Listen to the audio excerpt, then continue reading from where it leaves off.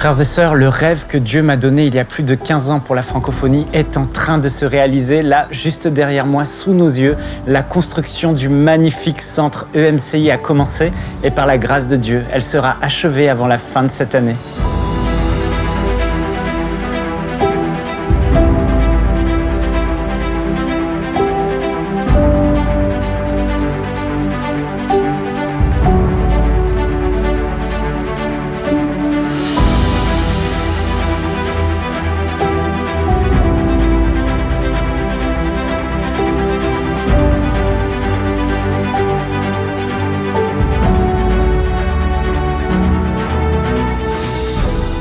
Le centre EMCI, d'une superficie de 3500 mètres carrés, est idéalement situé sur un magnifique terrain boisé de 2 hectares. Le centre sera équipé d'un grand auditorium dans lequel nous organiserons des conférences, des émissions live en public, ainsi que les tournages d'EMCI Academy. Le centre disposera également de 2 grands studios de télévision professionnels dans lesquels seront enregistrés tous nos programmes, ainsi que de nouvelles émissions. Les open space, les salles de réunion et les bureaux permettront d'accueillir de nouveaux équipiers et de travailler dans des conditions optimales. Vous savez, le gros défi que nous avons rencontré était la superficie du bâtiment. Il nous aurait fallu construire un bâtiment beaucoup plus grand pour pouvoir répondre à tous nos besoins en termes de décor. Mais le Seigneur nous a inspirés, il nous a conduits vers une technologie cinéma révolutionnaire grâce à laquelle on a pu considérablement réduire la surface du bâtiment, ce qui nous a permis de faire des économies de plusieurs millions d'euros.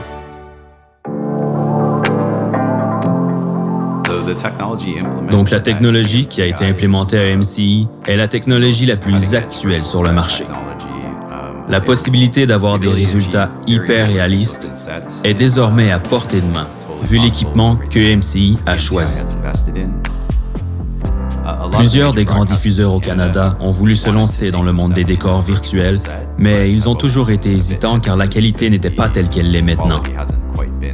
Le fait de leur montrer les résultats que EMCI ont été capables d'obtenir les a poussés à prendre la décision d'avancer dans la direction des décors virtuels et leurs équipes créatives ont également été inspirées. Donc, un des défis rencontrés en travaillant sur le projet d'EMCI est le fait que leur studio se trouve dans un sous-sol de maison. Habituellement, nous travaillons dans un grand environnement avec des studios dédiés. Donc, voyant les limitations du studio actuel, nous avons été surpris de découvrir les résultats que EMCI ont été capables de fournir. Et nous sommes très impatients de voir les résultats qu'ils auront dans le nouveau bâtiment avec des studios professionnels.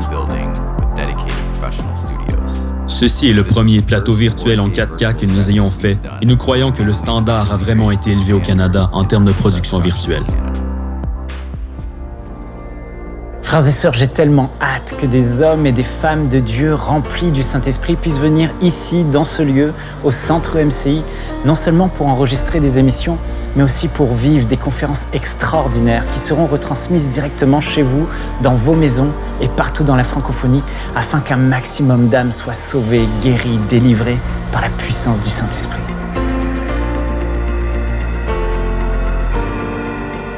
À ce jour, nous avons déjà financé plus de 65% du projet, mais il nous faut encore récolter la somme de 3,5 millions d'euros, non seulement pour nous permettre d'achever la construction du centre EMCI, mais aussi de l'équiper. Frères et sœurs, aujourd'hui, EMCI a besoin que 3500 personnes, que 3500 héros se lèvent et s'engagent à faire une offrande de 1 000 € ou plus pour que cet objectif soit atteint. Je sais que plusieurs d'entre vous soutiennent déjà EMCI et je suis conscient que nous traversons actuellement des temps difficiles. Mais je reste convaincu qu'ensemble, nous allons relever ce grand défi.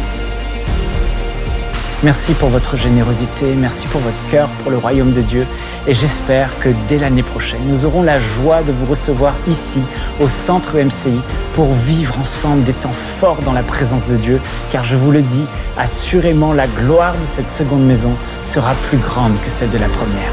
Que Dieu vous bénisse. Dès maintenant, donnons pour achever la construction et équiper le centre EMCI. Pour faire votre don, rendez-vous sur emcitv.com/3500. Vous pouvez donner en une seule fois ou en plusieurs mensualités.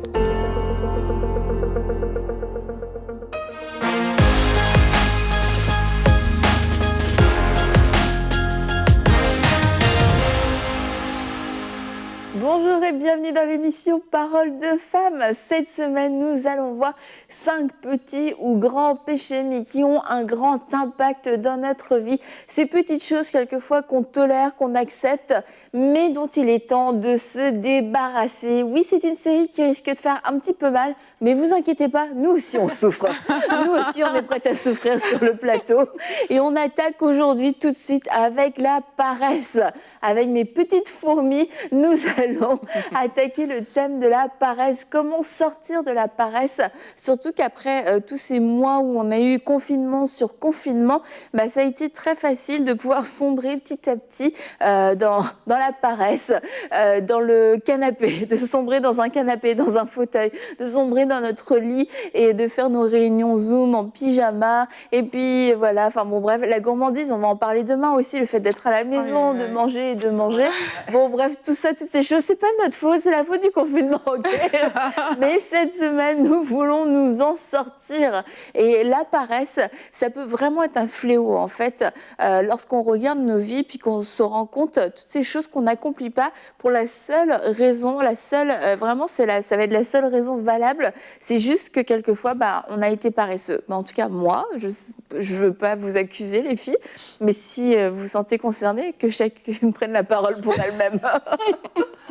Ah non, mais tellement, moi, c'est la phrase, malheureusement, que j'utilise souvent, enfin, que j'utilise. La flemme. Non, mais tu sais, quand tu dis remettre à demain ce que je peux faire aujourd'hui, c'est quelque chose qui me connaît quand même, malheureusement. Malheureusement. Mais ouais, c'est vrai que c'est un sujet important, puis il faut se motiver, quoi. Parce que si on reste dans la paresse, malheureusement, on passe à côté de tellement de choses que Dieu a prévues pour nous. Il veut tellement nous bénir, mais c'est sûr que si on reste dans notre canapé, comme tu dis, ou si on ne fait pas l'effort, on va passer à côté de plein de belles choses, quoi. Surtout que quand on décide comme ça, parfois, d'être paresseux, on ne le décide pas en disant « je serai paresseuse aujourd'hui ». C'est juste que tu vois ta journée passer et tu as 24 heures comme une autre personne, mais cette personne accomplit plusieurs choses. Mais toi, tu es sur ton canapé en train de regarder peut-être la télé, de te distraire en fait.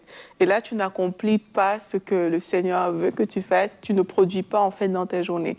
Donc c'est important de se dire que on ne se dit pas, comme j'ai dit, je vais être paresseuse aujourd'hui. C'est vraiment l'enchaînement de votre vie qui démontre en fait si vous êtes paresseux ou pas. Et il y a des personnes qui pensent même être très actives, mais qui sont dans la paresse par rapport à ce que le Seigneur leur a demandé de faire. Donc je pense que déjà avec cette émission, on peut se positionner, on peut se dire, OK, où est-ce que j'en suis? Et c'est important aussi de comprendre que la paresse touche différents domaines. Il y a des domaines où on peut être à l'aise, tout va bien, mais il y a des domaines dans lesquels tu sens que dans ce domaine-là, j'ai tendance à, comme tu disais Laure, à repousser à demain ce que je peux faire aujourd'hui. Donc là, c'est de se poser en fait, de dire, moi, à quel niveau ça me concerne? C'est trop facile qu'on est dans l'activité, souvent de dire, ah non, moi je suis pas paresseuse, mais si ça se trouve, il y a un domaine dans ta vie où la paresse est manifestée. Donc, prendre ce recul-là et décider, bien entendu, de s'opposer radicalement à ce fléau. Et je veux quand même faire la différence entre la paresse et la détente. C'est pas parce que vous êtes assise pour regarder un petit peu la télé ou vous êtes allé faire une petite sieste que aïe, là, vous êtes en train de dire « Ah, parle de moi, je suis paresseuse ». Parce que c'est bien de se reposer, c'est bon de se reposer. Maintenant, la paresse, c'est plus le repos. C'est qu'il y a eu un déséquilibre. Il y a plus de choses qui ne sont pas accomplies que de choses qui sont accomplies. Et puis, on voit devant nous ce qui était une chose, une tâche, au fur et à mesure du temps, puisqu'on va laisser la chose aller, ça va devenir une montagne. C'est vraiment comme du linge sale, en fait. Tu as une chaussette, une paire de chaussettes, un pantalon, et puis d'un seul coup, tu sais pas comment, t'as pas voulu faire tes lessives au fur et à mesure, tu te retrouves avec littéralement une montagne de linge, et tu te dis, mais comment est-ce que c'est possible? Je savais même pas que j'avais autant de vêtements chez moi, et quelquefois, on se retrouve avec cette montagne de linge, mais pour toutes les tâches de notre vie, et puis c'est ça, c'est qu'après, ça devient insurmontable. Ouais. On sait plus comment commencer, donc tu te dis, bof, franchement, tant qu'à y être, la flamme, quoi.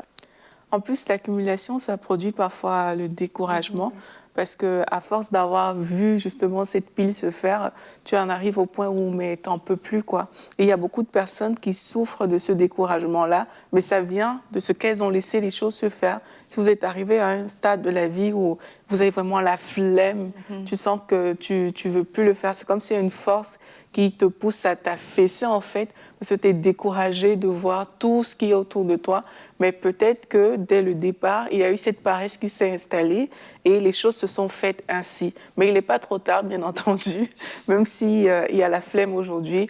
Je crois que Dieu est là, en fait, aussi pour nous aider dans des cas comme ça, à briser les choses qui se sont installées dans notre vie. D'ailleurs, à la fin de l'émission, Annabelle serait bien compris pour briser les trucs qui se sont installés comme ça, des forteresses de paresse dans la vie des gens. Mais c'est important de savoir que si on est découragé et tout, il faut reprendre le contrôle, en fait. Il faut reprendre le contrôle. Tu as raison. Puis c'est vrai que la paresse, quand ça commence dans un domaine, malheureusement, c'est comme un fléau, puis ça arrive dans tous les domaines de ta vie, quoi. Puis tu donnes plus vraiment d'efforts. Moi, j'avais vu justement une émission, là, c'était une émission de relooking, mais c'était quand même intéressant parce que justement, la femme venait parce qu'elle était complètement négligée, elle avait arrêté de prendre soin d'elle par paresse, par fatigue et tout ça. Et en fait, ce qui se passait, c'est que même son enfant ne voulait plus que sa mère le dépose devant l'école. Parce qu'il avait honte, quoi, tu vois. Et c'était même venu affecter, tu vois, sa relation, le fait que sa mère se néglige complètement, puis soit dans, finalement, la paresse de prendre soin de soi. Et c'est pour ça qu'il faut faire attention. Puis même pour soi-même, finalement, quand tu es dans une paresse, t'es pas heureux, t'es pas épanoui, quoi, parce qu'il en découle rien, c'est vide. Puis on est appelé à faire des choses, on est appelé à vivre. Actif, Dieu a des choses pour nous, quoi. Ouais, on doit être actif. Et je veux dire, il faut vraiment qu'on ait une prise de conscience, parce que la vie va passer. Tu arrives à la fin, puis tu dis, c'est comme les jours vont passer, puis tu n'auras rien accompli, quoi. Et ce que je voulais dire aussi, c'est que des fois, je trouve aussi que la paresse... Enfin, il y a des formes de paresse dans le sens où... je vais bien dire ma phrase. Qui peuvent se cacher... Il y a comme des paresses cachées. Par exemple, moi, je pense à certaines personnes, des fois, on peut être dans le sentiment, Dieu, il a un plan pour moi, puis il va tout faire. Merci Seigneur, parce que tu as un plan pour moi, tu as une destinée. Donc moi, qu'est-ce que je vais faire? Je vais attendre. Je vais attendre que ça arrive, je vais attendre. Puis voilà, de toute façon, tu as dit que tu avais des plans pour moi, donc ça va arriver à un moment donné. Et malheureusement, on commence à créer justement cette paresse, ce côté d'attente de quelque chose que, on se dit, ça va arriver. Alors que non, Dieu, voilà, oui, il a des plans pour nous, c'est vrai, c'est une vérité, mais on a quand même des choses à accomplir. On a des initiatives à prendre. Et en fait, tout ce qu'on va faire, c'est ça qui va nous amener à ce que Dieu a pour nous. Mais vraiment réaliser ça que oui, Dieu il a des projets pour nous, mais on a quand même des choses à faire, en fait. Et c'est important d'avoir cette prise de conscience qu'on doit être en action, en fait, dans notre vie. C'est ça. De toute façon, je pense que derrière ce que tu soulèves là, il y a une question aussi de foi active ou passive. Parce qu'il y a des personnes qui disent que, OK, la foi fait en sorte que je me troisse les bras, j'attends que Dieu fasse. Et il y a d'autres personnes qui ont compris, en fait, que la foi, la Bible dit c'est une démonstration. Qui dit démonstration dit que tu dois travailler. Il y a quelque chose que tu dois, il y a un acte que tu dois poser. Donc la foi est active. Et je trouve que c'est un point quand même très important, parce que malheureusement, beaucoup de chrétiens subissent la vie sous prétexte que Dieu va faire. Mais ce n'est même pas l'attitude que Dieu nous demande d'avoir. Et même notre destinée est caché derrière les choses qu'on sera capable de faire. Parce que Dieu a le plan, il est là, la promesse, elle est là. Mais si tu ne te mets pas en route pour faire ce que Dieu a prévu que tu fasses parce que tu es paresseux, mais ta destinée, elle va te passer sous le nez. La promesse va te passer sous le nez parce que tu n'as pas su trouver assez de force pour aller faire ce que Dieu a prévu que tu fasses. Donc, c'est important de savoir que déjà, même dans la parole de Dieu, la Bible parle tellement de travail, d'accomplir des choses. On voit que Dieu a travaillé. On voit les apôtres qui ont travaillé. On voit comment Dieu a mis Adam dans le jardin pour qu'il travaille, qu'il cultive le sol. Mais toi, tu vas venir dire que je ne fais rien, mais Dieu, il va faire des choses pour moi. Mais là, tu es passé à côté, quoi. Ouais. Et juste pour aller avec ça, j'avais le verset dans Philippiens 2, 13, 14 qui dit « Dieu travaille en vous et il vous rend capable de vouloir et de faire les actions qui lui plaisent. Faites tout sans vous plaindre et sans discuter. » J'aime ça parce que déjà, ça veut clairement dire que Dieu nous a tout donné. On est capable de faire les choses. Puis la suite, c'est « Faites tout sans vous plaindre et sans discuter ». Ça veut clairement dire que finalement, il n'y a pas de place à l'émotion dans l'action. C'est-à-dire que la paresse, c'est quoi? J'ai pas envie de faire. Mais quand tu agis, tu n'as pas de place à cette émotion-là. Donc, c'est vraiment prendre ça en considération, en fait, dans l'action. Voilà. T'as raison, Laure. Pas de place pour l'émotion. Allez, passons à l'action. Mais c'est vrai, le fait de s'autoriser à se dire est-ce que j'ai envie, est-ce que j'ai pas envie, tout de suite, ça ouvre plein d'options, en fait. Est-ce que j'ai envie de me lever, est-ce que j'ai pas envie de me lever, est-ce que j'ai envie d'aller travailler, est-ce que j'ai envie de faire cet effort. Quand tu te poses certaines questions, franchement, non, t'as pas envie, en fait. T'as pas envie, puis là, d'un seul coup, t'es hyper conscient de ton manque d'énergie, de ton désir de faire autre chose, etc. Surtout qu'aujourd'hui, on est surstimulé pour la paresse. On est surstimulé pour pouvoir ne rien faire. Ça semble paradoxal, mais j'ai l'impression qu'avant, en tout cas même du temps de ma maman à moi, que elle et ses collègues, elles se posaient pas 36 000 questions le matin avant de se lever, avant d'aller travailler, avant de faire tout un tas de choses. C'est comme ça, il faut le faire. Il faut le faire et puis écoute, si on est fatigué, on va se reposer après, mais on ne se repose pas là, maintenant. D'abord, on va faire nos choses. Et j'ai l'impression que c'est sûr que toute l'arrivée de beaucoup des médias, etc., ça a amené beaucoup de passivité aussi. Et du coup, ça a favorisé, pour ceux qui avaient déjà un potentiel actif de paresse, ça a comme été l'élément déclencheur qui fait c'est possible. C'est possible, en fait, d'être quand même paresseux, puis d'avoir une sensation de productivité. Et je voulais revenir sur ce que tu disais, sur ce que vous disiez en fait toutes les deux, par rapport au proverbe 15-19. Le chemin du paresseux ressemble à une haie de ronces, tandis que le sentier des hommes droits est tout préparé. Et je crois que souvent on est dans notre vie et on a l'impression de faire face à une haie de ronces et on peut vouloir prendre autorité contre un tas de choses. C'est peut-être des malédictions générationnelles, c'est peut-être des attaques, c'est des freins, etc. Mais en fait, c'est juste le fruit de notre paresse, c'est le fruit de notre inactivité. Les ronces ont poussé sur le chemin du paresseux parce qu'il ne s'est pas levé, parce qu'il n'a pas travaillé. Et pourquoi le chemin de l'homme droit est préparé? C'est parce qu'il l'a préparé, en fait. Il s'est levé le matin, il a fait ce qu'il avait à faire, et ça veut dire tous les jours, son chemin est prêt. Et le paresseux, c'est ça qui est traître avec la paresse, franchement. C'est qu'un jour de paresse, ça ne se voit pas. 2 jours, ça ne se voit pas, mais c'est au fur et à mesure du temps que d'un seul coup, ah mince, là ça commence à devenir problématique et puis on se retrouve dans des problèmes, que ce soit dans le naturel, mais aussi des problèmes relationnels, des problèmes spirituels où tu peux t'en prendre au diable, tu peux attaquer le diable, mais en fait c'est toi qui as fait preuve de paresse et de négligence et qui a fait que tu n'as pas été un bon gestionnaire de ta vie. Du coup la haie de ronces, elle est là et oui, elle t'empêche d'aller à l'étape prochaine, elle t'empêche de pouvoir saisir la promesse de Dieu, mais c'était pas une attaque diabolique en fait, c'était juste de la paresse.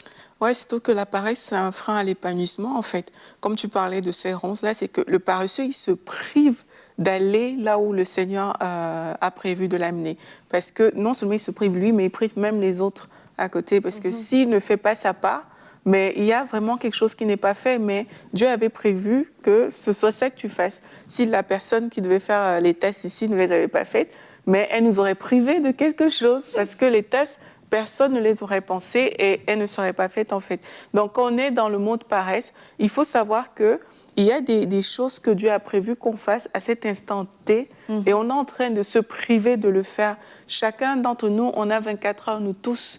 Donc, ça veut dire que tu peux aussi accomplir dans les 24 heures que tu as ce que Dieu a prévu de faire avec toi. Donc, c'est important de ne pas se mettre dans ce mode-là où on pense que, OK, on a le temps de plusieurs choses. Non, pour chaque jour, il y a des choses que le Saint-Esprit a prévu qu'on fasse. On doit se positionner chaque matin. De toute façon, on demande aux gens souvent d'inviter le Saint-Esprit chaque matin. On n'invite pas le Saint-Esprit pour qu'il nous aide à jouer aux jeux vidéo ou à nous coucher sur notre canapé, mais c'est pour accomplir les plans de Dieu pour la journée. Donc, ça veut dire qu'on va travailler cette journée-là. Donc, c'est important, quand on invite le Saint-Esprit, de comprendre qu'il y a quelque chose prévu pour nous aujourd'hui et de faire cette chose-là. Ah non, mais tellement. Puis c'est vrai que finalement, c'est un petit peu égoïste la paresse quand tu penses, parce que, et pour toi-même et pour les autres, comme tu dis, tu prives les gens de tout ce que Dieu a mis en toi, et du coup, tu fais pas donc ce que Dieu t'a demandé de faire. Puis je pense même au niveau relationnel, tu sais, dans les relations, dans les amitiés, là, où des gens que tu vois, t'aimes des gens qui t'inspirent, tu vois, t'aimes des gens qui font des choses, ça t'encourage, tu vois, des gens déterminés et tout, c'est inspirant, puis c'est même attirant. Mais c'est vrai qu'il y a quelqu'un qui est comme, j'ai pas trop de but, j'ai rien envie de faire et tout. Non, mais ça repousse quand même, tu vois. T'as moins, ça donne moins envie de coller à toi, quoi, quand même. Donc, si tu veux des amis, si tu veux un mari aussi. Oui, un mari. Mais par rapport au mari, c'est bien de dire aux femmes que les femmes peuvent aussi travailler. Hein, parce qu'il y a certaines... Parce qu'il y a certaines qui recherchent seulement un homme riche ou un homme qui travaille, qui a un certain niveau. Mais c'est comme si elle ne réalise pas elle-même qu'elle peut travailler pour sa vie, quoi. Regarde Proverbe 31, c'est une femme qui travaille, tu vois, et c'est important de le réaliser parce que quelquefois c'est facile pour la femme de s'agripper à ça, que ok, il suffit que j'épouse un homme d'un certain standing et puis tout est accompli, j'ai plus besoin de X ou de Y, j'aurai des servantes, j'aurai ci, j'aurai ça. Pourtant, Dieu nous a créés tous pour qu'on travaille. Rappelons-nous la parabole du talent qu'on a vu, le monsieur qui était allé enterrer son talent, Dieu l'a traité de méchant serviteur. Donc quand on ne travaille pas ou qu'on n'est pas prompt à le faire, mais ça veut dire qu'il y a de la méchanceté en nous. Et ça, oui, c'est vrai. Seulement, on est paresseux, mais on devient méchant dans l'émission, c'est horrible. Non, parce que ça veut dire, comme Laure a dit, il y a un côté égocentrique derrière. Et ça, c'est ça, le Saint-Esprit, il n'encourage pas ça. Donc, mettons-nous vraiment dans des positions où, oui, grâce à Dieu, tu vas épouser un homme très, très riche. Alléluia.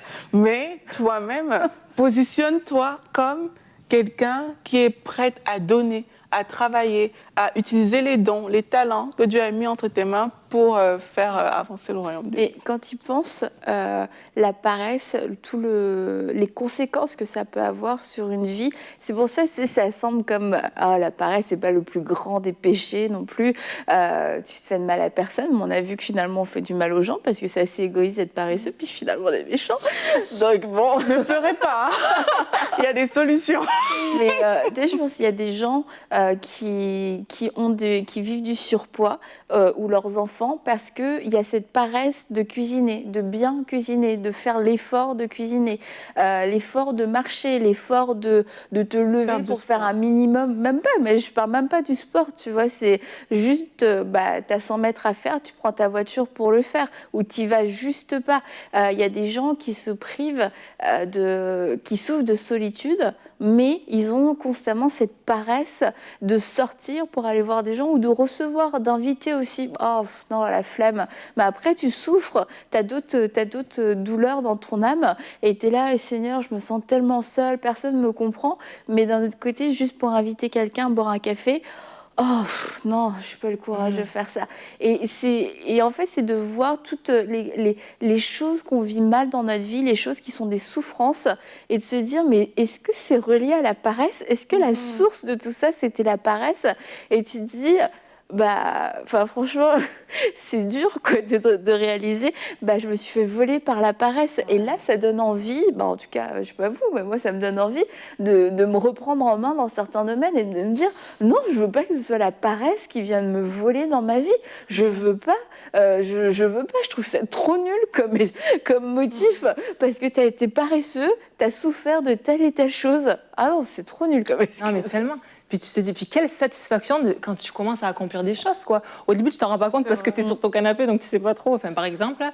Mais tu sais, on a pris l'exemple du sport, là. Tu sais, le sport, là, en tout cas, moi, c'est très dur de commencer le sport, tu sais, de commencer à s'y mettre, de se prendre en main, tout ça et tout. C'est pas toujours facile, mais après, quand tu commences, à ce qui paraît, t'as pas envie d'arrêter. On n'est jamais arrêté. Je plaisante, mais c'est vrai. En fait, tu commences à le commencer, tu commences à aimer ça. Et puis finalement, j'ai entendu beaucoup de gens dire, ça devient une habitude. Non, ça devient une habitude. Tu peux plus t'en passer. En fait, ça fait partie de ton quotidien, ça fait partie de ta routine. Puis finalement, c'est comme waouh, ça fait du bien. Puis ouais, j'en ai besoin même pour mon épanouissement. Puis ça me fait du bien à mon corps, ça me fait du bien à ma santé, à mon mental. Et finalement, c'est pareil pour tout, quoi. Oui, ça va peut-être coûter un effort des fois de dire Voilà, mais quand tu vas voir après ce qui va en découler en fait, tu vois, de voir que finalement ça va être que pour le meilleur, puis que même toi, tu vas vraiment en profiter, ça vaut le coup finalement de commencer à se motiver. C'est tellement vrai ce que tu dis, surtout que en fait, quand tu sors de la paresse, tu commences à accomplir des choses. Et tout le monde est heureux quand il voit quelque chose qui est fait, qui est accompli. Pourtant, quand tu es dans la paresse, tu es en mode, tu regardes les autres. Tu regardes ce qui se passe autour de toi, mais c'est comme si toi-même, tu faisais rien au final. Les choses que tu fais ne produisent rien. Donc, du coup, il y a un côté de toi qui n'est pas heureux. Et puis, j'aimerais quand même dire aussi, j'y pense là à l'instant, qu'on est dans un cadre, hein, parce qu'il y a aussi des gens qui font beaucoup de choses, mais c'est des choses qui ne cadrent pas du tout avec la parole de Dieu. Et ces personnes sont paresseuses aussi, parce que on est dans un cadre qui est défini par Dieu, et ce cadre-là, c'est qu'on fait des choses, mais on fait les choses comme Dieu nous demande de le faire. On ne fait pas juste des choses parce qu'on veut être actif ou je ne sais pas. On fait des choses vraiment qui sont orientées. Tu ne peux pas, je ne sais pas, te retrouver, je ne sais pas, toujours dans des circonstances bizarres ou bien travailler des choses bizarres. Et puis tu dis, ah non, moi je ne suis pas paresseuse. Dans ce cas, tu l'es pour ce cas d'espèce. Donc on fait les choses dans ce cadre-là. Et vraiment, quand on produit, en fait, il y a un épanouissement qui vient de la production, du travail qu'on effectue. Et je pense que c'est pour ça même que dans la Bible, on encourage beaucoup l'être humain à travailler, parce que derrière, il y a quelque chose de bon pour ton âme, il y a quelque chose de bon pour ta vie quand tu travailles. Et il y a des personnes qui ont une tendance à subir la vie, où c'est comme si leur destin dépendait des autres. Mais par rapport à ce que tu disais tout à l'heure, c'est important de prendre son destin en main, en fait. De dire, ma vie ne dépend pas de ce que la personne à côté a dit. Moi, je vais me lever aussi pour travailler, parce que quand tu penses que tu as besoin de l'approbation d'autrui, tu vas rester flemmard, en fait, parce que tu attends. Tu attends après quelqu'un. Tu attends qu'on vienne te donner le go pour lancer ton entreprise. Tu attends que quelqu'un vienne te booster. Et ça te fait t'asseoir et perdre du temps, rester paresseux. Mais prenons notre vie en main en sachant que le Saint-Esprit est avec nous et commençons à faire chaque jour, même si c'est des petites choses, hein, des petits pas, commençons à le faire pas à pas, comme tu disais, Laure, avec le sport. Commençons à poser des petites actions et après, on va juste réaliser que, waouh, regarde ce que j'ai accompli. Les grandes choses ne sont pas faites grandes d'un seul coup. Il a fallu des petites actions chaque jour et ça a mené vers ces grandes choses-là. Et pour résumer le tout, je pense qu'on peut lire Proverbe 13,4. Le paresseux a des désirs qu'il ne peut satisfaire, tandis que les personnes actives sont comblées. Et c'est sûr, la paresse va entraîner des frustrations, mais le fait d'être actif va nous procurer de la joie, va nous procurer du bonheur, parce que c'est comme tout un être humain qui est un peu atrophié. Quand il y a la vie qui commence à apparaître et la vie qui commence à se manifester, on va découvrir la motricité dans notre main, dans le bras, et puis après au fur et à mesure. Et c'est un peu ça, en fait, la paresse, ça peut venir anesthésier notre vie petit à petit. Et c'est pour ça qu'on se retrouve avec une vie qui ne nous plaît pas, une vie dans laquelle on est frustré. Et il y a aussi une autre forme de paresse, et je voulais vraiment qu'on puisse en parler avant de terminer l'émission, c'est la paresse spirituelle. Comment Laure a dit qu'il pouvait y avoir des paresses déguisées, puis tu disais, Aurélie, aussi le fait de ne pas faire ce que Dieu nous demande de faire, c'est une forme de paresse. Et on peut être très actif dans notre vie, vraiment cocher toutes les cases, tout réussir. Tu es la personne qui ne s'assoit jamais. Tout ce que tu mets sur ta liste, tu l'as toujours accompli. Mais spirituellement, qu'en est-il spirituellement? Est-ce qu'on est réveillé? Est-ce qu'on a cette activité? Est-ce qu'on a cette promptitude à obéir au Seigneur? Ou alors est-ce que spirituellement, on a pu tomber dans une forme de paresse spirituelle? Et dans Romains 12:11, on lit « Ayez du zèle et non de la paresse. Soyez fervents d'esprit et servez le Seigneur. » Et fervent d'esprit, c'est quand même hyper fort. C'est pas juste Alléluia, Jésus, je t'aime. La ferveur d'esprit, c'est quelque chose qui va forcément se voir, en fait. Et c'est facile, du coup, à savoir. Je pense que ça va être facile pour vous de vous évaluer si vous êtes plutôt dans une paresse spirituelle ou plutôt dans une ferveur spirituelle. Ouais. Et tu voulais dire, en fait, certaines personnes se cachent derrière même des activités, hein, mais ça cache aussi parfois une paresse spirituelle parce que dans le fervent d'esprit, ben, moi, je vois vraiment quelqu'un qui est vraiment zélé par rapport aux choses de Dieu et tout, mais pas dans le sens juste de faire, mais aussi dans le sens de connecter avec Dieu, d'avoir ce zèle qui te pousse vraiment à dire, mais moi, je veux chercher Dieu, je veux aller vers lui, je veux avoir une relation plus poussée que celle que j'ai aujourd'hui et développer ce zèle-là. Et cette personne, tu vas voir qu'elle va se retrouver dans certains contextes où elle prie, elle jeûne, elle cherche vraiment à se rapprocher de Dieu. Et ça, c'est souvent des domaines où justement la paresse est bien installée dans la vie des uns et des autres parce qu'on ne veut pas faire cet effort. Sur le plan spirituel, j'ai remarqué qu'on est prompt à faire certains efforts, mais pour d'autres choses, on aime bien la paresse. Pourtant, c'est des choses qui concourent en fait, c'est un tout. Et la ferveur, ça vient de là aussi, c'est qu'il n'y a pas qu'un domaine où tu brilles forcément, mais en toute chose, tout ce qui va permettre que tu te rapproches de Dieu, tu es prêt à te faire violence pour arriver à ça. Donc sur le plan spirituel, il y a beaucoup de choses, mais je sais que le jeûne, c'est une des choses pour lesquelles la paresse... On va en parler aussi demain avec la gourmandise. Oui, c'est vrai. Mais c'est un point quand même qui titille. Même passer plus de temps dans la prière, pour certaines personnes, c'est un vrai défi. Mais c'est aussi le temps de se dire, je refuse d'être paresseux spirituellement. Oui, je vais servir, comme le verset dit, servez le Seigneur. Je vais servir, mais même l'esprit avec lequel je veux servir, ce ne sera pas un esprit d'activité, mais ce sera vraiment faire des choses pour Dieu en étant conscient et se lever vraiment pour Dieu, en fait. C'est plus dans ce sens. Non, exactement. Puis c'est vrai que finalement, moi, je peux le voir comme... C'est tellement important. Enfin, il ne faut pas être paresseux à ce niveau-là parce que tout part de là. Enfin, moi, je trouve... Je veux dire... moi, j'ai aimé ce que tu as dit au niveau de l'anesthésie. Si on vient anesthésier ce côté spirituel, je veux dire... C'est comme pour le reste. Ouais, c'est ça, parce que finalement, c'est de là que tout en découle. Tu sais que tu vas vraiment connaître ton identité, que tu vas développer ton autorité, que Dieu va pouvoir renouveler ton intelligence. Enfin, tout part finalement de notre relation avec Dieu, de ce côté spirituel, et puis pour le reste, quoi. Même peut-être que t'es paresseux aussi parce que t'as même plus de vision en fait pour la suite. Peut-être que t'es bloqué. Et je veux dire, et ce côté spirituel, en fait, le fait de cette relation avec Dieu va venir aussi te réveiller aussi ce que Dieu a déposé en toi, en fait. Donc c'est la première chose à ne pas négliger, c'est vraiment tout ce qui est spirituel, quoi. Et le meilleur moyen de combattre la paresse, la Bible nous dit ayez du zèle, ayez du zèle. Donc c'est pas juste de dire oh paresse, je te lis, etc. C'est qu'il faut passer à l'action, faut combattre le mal en faisant le bien, surmonter le mal en faisant le bien. Et c'est quoi avoir du zèle, c'est quoi être fervent?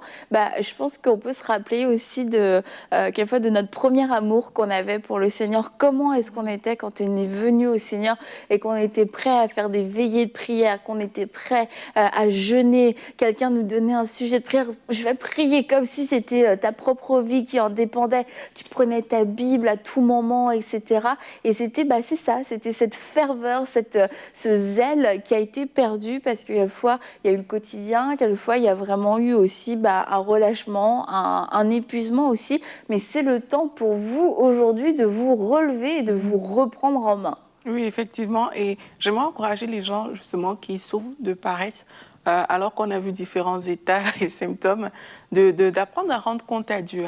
Parce que pour chaque chose dans tous les domaines, si tu viens rendre compte d'un état, mais ça te fait travailler, en fait. Toi-même, pareil, quand on revient dans la parabole des talents, ils sont venus rendre compte et ils ont vu l'état dans lequel chacun était. Et si on prend cette habitude-là de dire, OK, voici ma vie, voici les différents domaines de ma vie, il y a le domaine spirituel, il y a d'autres domaines, mais je veux rendre compte à Dieu de ma vie. Je ne veux pas juste vivre ma vie comme ça, je veux rendre compte à Dieu par rapport à ce que je sais que Dieu a mis dans mon cœur comme désir. Et puis, Seigneur, voici le désir. Je veux te rendre compte peut-être chaque semaine ou je ne sais pas, et de venir vers Dieu dire, voici ce que j'ai accompli, comme les ouvriers sont revenus devant le maître. Et là, ça te permet de te repositionner. De dire, OK, mais là, cette semaine, par rapport aux tâches que le Seigneur m'a confiées, je n'ai pas avancé, il faut que je me repositionne. Et ça va te booster à toutes les personnes qui sentent qu'elles sont... Il y a une paresse peut-être dans votre vie, je ne sais pas. Elle s'est peut-être même installée comme une forteresse. Mais on va prier pour ça. Mais je vous encourage à rendre compte à Dieu de temps en temps par rapport à l'état d'avancement des différentes choses qu'il vous a mis à cœur. On va prier ensemble. Seigneur, nous te disons merci pour ta grâce qui repose sur chacun d'entre nous. Seigneur, tu connais nos cœurs, tu connais nos vies, tu connais les domaines dans lesquels nous piétinons. Tu connais là où ce n'est pas facile, là où ce n'est pas évident, et là où la paresse s'est installée comme une forteresse. Cher Saint-Esprit, je prie maintenant afin que tu viennes prendre le contrôle total de chaque aspect de notre vie et que cette forteresse soit brisée au nom de Jésus. Seigneur, la vérité nous a franchis. Je crois, Père éternel, qu'au travers de tout ce qu'on a partagé aujourd'hui, il y a des vérités qui vont devenir évidentes, Seigneur. Tu as dit, ayez du zèle et non de la paresse. Alors que le zèle s'attache à nous dès aujourd'hui. Le zèle pour produire des choses que toi, tu as prévues dans ton plan, Seigneur Jésus-Christ. Et là où on était endormi, là où on aimait dormir sur notre canapé, on aimait les jeux vidéo, on aimait des distractions, on aimait des choses qui nous éloignent de tes plans. Seigneur, je prie afin que tu mettes dans nos cœurs le dégoût de ces choses, afin que nous puissions nous attacher à l'œuvre à laquelle tu nous as appelés. Merci pour ta grâce qui repose sur chacun de nous, Seigneur Jésus. Amen. Amen. Amen. Alors, si vous avez suivi cette émission, c'est le temps pour vous de prendre des décisions, de vous lever. Oui, c'est possible, une chose à la fois, un jour à la fois. Et vous allez voir que Dieu va être fidèle aussi par rapport à cette décision de foi que vous allez prendre. Alors, prenez courage, levez-vous, finis la paresse, ok? Et puis demain, on va se retrouver pour une prochaine émission de Paroles de Femmes.